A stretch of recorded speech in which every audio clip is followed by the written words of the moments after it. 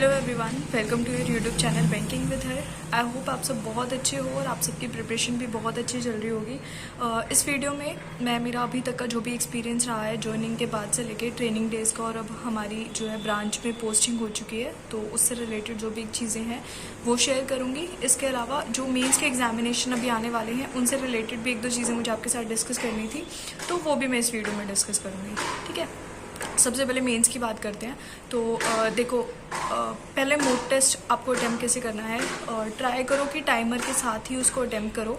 हाँ, एक दो मॉक टेस्ट इनिशियल जो होंगे आप वो सबमिट करके उनको अटैम्प्ट कर सकते हो, उसके बाद टाइमर के साथ देना, क्योंकि जो एग्ज़ाम वाला प्रेशर है, एक्चुअल प्रेशर, वो तभी फील होगा जब टाइमर के साथ दोगे। दूसरी चीज़ कि ये मत करना आज मॉक टेस्ट दिया है और 2 दिन बाद उसका एनालिसिस कर रहे हो। ट्राई करो कि आज ही या मैक्सिमम कल तक उसका एनालिसिस जाए, उससे ज़्यादा डिले ना हो, क्योंकि फ्रेश माइंड होता है। आपको ध्यान रहेगा कि क्वेश्चन अटैम्प्ट करते टाइम आपने क्या सोच के वो गलती करी है, ठीक है, और आगे उस गलती को रिपीट ना करो। 2 दिन बाद तो वैनिश हो जाएगा सब कुछ। तीसरी चीज़ कि ये कर सकते हो, मान लो आज एक मॉक टेस्ट अटैम्प्ट किया है तो कल आप सेक्शनल दे लो। कल मान लो क्वांट, इंग्लिश और रीजनिंग का आपने सेक्शनल दे लिया, उसके बाद नेक्स्ट डे फिर आप मॉक टेस्ट दे रहे हो, फिर उससे अगले दिन सेक्शनल दे लो। ऑल्टरनेट डेज पे आप मॉक टेस्ट को चला सकते हो। ठीक है, अब बात करते हैं करंट अफेयर्स की कि वो कैसे कवर करने हैं। एक तो ऐसे एस्पिरेंट होंगे जो स्टार्टिंग से करंट अफेयर्स को लेके चल रहे होंगे, तो उनको भी कोई दिक्कत नहीं आएगी, वो उनको सिर्फ रिवीजन करनी है। अब दूसरे ऐसे एस्पिरेंट होंगे जिन्होंने बहुत ज़्यादा करंट अफेयर्स को नहीं पढ़ा है और अब वो पढ़ना स्टार्ट करेंगे जब उनका रिजल्ट आ चुका है प्रीलिम्स का।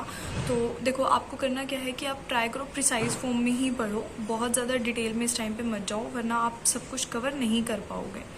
और दूसरा कि एक दो टॉपिक्स को आप छोड़ सकते हो, जैसे मैंने क्या किया था, इंपॉर्टेंट डेज और ओबिचुरीज वगैरह मैंने छोड़ दी थी, और ये जो मिलिट्री की एक्सरसाइजेस थी वो मैंने छोड़ दी थी। हाँ, इंपॉर्टेंट डेज में मैंने उनकी थीम पढ़ ली थी। बाकी क्या क्या टॉपिक्स आप छोड़ सकते हो और करंट अफेयर्स को कैसे कवर करना है, उसकी डिटेल्ड वीडियो जो है वो मैंने बताई हुई है ऑलरेडी, उसका लिंक आपको इसी वीडियो के डिस्क्रिप्शन बॉक्स में मिल जाएगा। सोर्सेज मैं आपको बता सकती हूँ। देखो, अगर प्रिसाइज फॉर्म में पढ़ना है तो अभी स्मार्टकेडा की एक करंट अफेयर्स की मॉक ड्रिल चल रही है, वहाँ से आप पढ़ सकते हो। उसमें 12 से 13 जो है आपको PDF मिलेंगी, उसमें अराउंड 550 से 600 इंपॉर्टेंट न्यूज़ हैं। ठीक है, उसको नीचे हाईलाइटेड भी है, वो ब्लू लाइन में पैराग्राफ फॉर्म में भी है, नीचे हाईलाइटेड भी हैं। उसके अलावा उन्हीं PDF पे बेस्ड आपको टेस्ट भी मिलेंगे, जिनको आप बहुत बार री अटैम्प्ट कर सकते हो, जितनी बार भी आप चाहो। ठीक है, तो एक क्वेश्चन आंसर फॉर्म में भी आपकी प्रैक्टिस हो जाएगी और चीज़ें क्वेश्चन आंसर के फॉर्मेट में ज़्यादा अच्छे से याद रहती हैं। ये सब बाइलिंगुअल होगा, हिंदी में भी होगा और इंग्लिश में भी होगा। इसके अलावा आपको उसमें मंथली PDF भी मिलेंगी, ठीक है, और आपको उसमें बेस्ट 350 न्यूज़ की PDF भी मिलेंगी। और सबसे अच्छी चीज़ जो है वो है कि आपको बैंकिंग अवेयरनेस और फाइनेंशियल अवेयरनेस की अलग से PDF भी मिलेंगी। ठीक है, तो बहुत अच्छा इनिशिएटिव है ये, और इसकी कॉस्ट अराउंड 300 है। कूपन कोड वगैरह यूज़ करोगे तो 270 या 260 कुछ में आपको पड़ जाएगा ये। ठीक, ट्राई ज़रूर करना। और प्रिसाइज फॉर्म में अगर पढ़ना है तो अच्छा है, सारा का सारा कंटेंट एक ही जगह से मिल जाएगा। बस मेरा एक सजेशन आपको है कि बहुत ज़्यादा सोर्सेज के पीछे मत भागना, 1 या 2 सोर्स ही रखो, उसी की मल्टीपल रिवीजन करो। ठीक है, अब बात करते हैं मेरे अभी तक के एक्सपीरियंस की। तो काफ़ी अच्छा एक्सपीरियंस रहा है अभी तक का। 1 अप्रैल को मेरा रिज़ल्ट आ गया था और 1 अगस्त से मेरी ट्रेनिंग स्टार्ट थी। ठीक है, तो इस बीच में मैं घर पे ही रही थी, और 1 अगस्त को मैंने रिपोर्ट किया था भोपाल में। मेरे को भोपाल का ट्रेनिंग सेंटर, जो सेंट्रल बैंक ऑफ इंडिया का भोपाल में ट्रेनिंग सेंटर है, वो अलॉट हुआ था। इसके अलावा कैलकाटा में भी है, मुंबई में भी है, जो आसपास पड़ता था वो अलॉट हो गया था। ठीक है, तो 1 अगस्त को मैंने भोपाल में रिपोर्ट किया था। हमारे डॉक्यूमेंट वेरिफिकेशन की जो प्रोसेस थी वो हुई थी, और उसके बाद गर्ल्स को जो है हॉस्टल अलॉट हो गया था, कुछ एक बॉयज़ को भी हॉस्टल मिला था, और उसके अलावा जितने भी बॉयज़ थे उन सबको होटल में स्टे करवाया था, और उसके सारे एक्सपेंसेस बैंक की साइड से पे किए गए थे। 25 अगस्त तक हमारी ट्रेनिंग चली है। ट्रेनिंग के लास्ट डे हमारा एग्ज़ाम हुआ था, और जो भी हमारा फंक्शन वगैरह था वो हुआ था।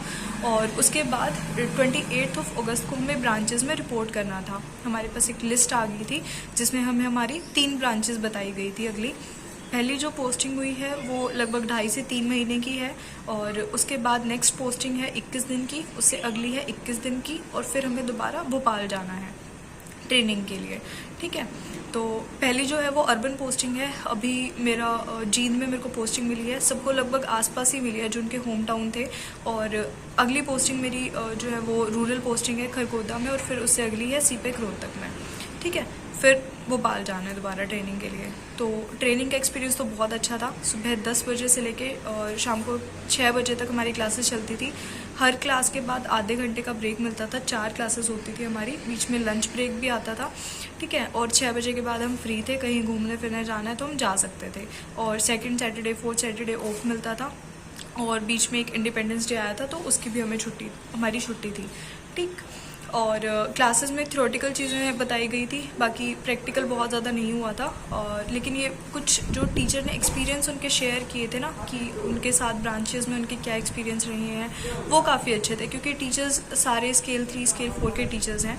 ठीक है, तो आप फ्रॉड से कैसे बच सकते हो, या किस तरह के क्लाइंट्स को कैसे हैंडल करना है, कस्टमर्स को, तो वो सब चीज़ें हमें वहाँ बताई गई थी। अब ब्रांचेस में हम प्रैक्टिकल चीज़ें सीख रहे हैं। 28 अगस्त को मैंने रिपोर्ट किया था जींद में, तो अभी हमें प्रैक्टिकल चीज़ें सिखाई जा रही हैं कि आरटीजीएस और नेफ्ट कैसे करते हैं, और केवाईसी कैसे होगी, अकाउंट कैसे ओपन होगा, और सीआईएफ क्या होगा, जैसे अकाउंट्स का बैलेंस कैसे चेक करते हैं, स्टेटमेंट कैसे निकाली जाती है, ये सारी चीज़ें सिखाई जा रही हैं ब्रांचेस में। ठीक है, और स्टाफ काफ़ी कोऑपरेटिव है, और ऐसा नहीं हुआ, मतलब मेरे साथ अभी तक ऐसा नहीं हुआ है कि आप नए आए हो और आपको कुछ भी नहीं आता है फिर भी आपको बिठा दिया कस्टमर हैंडलिंग के लिए। नहीं, चीज़ें सिखाई जा रही हैं कि कैसे कस्टमर को हैंडल करना है और कैसे कैसे काम करना है।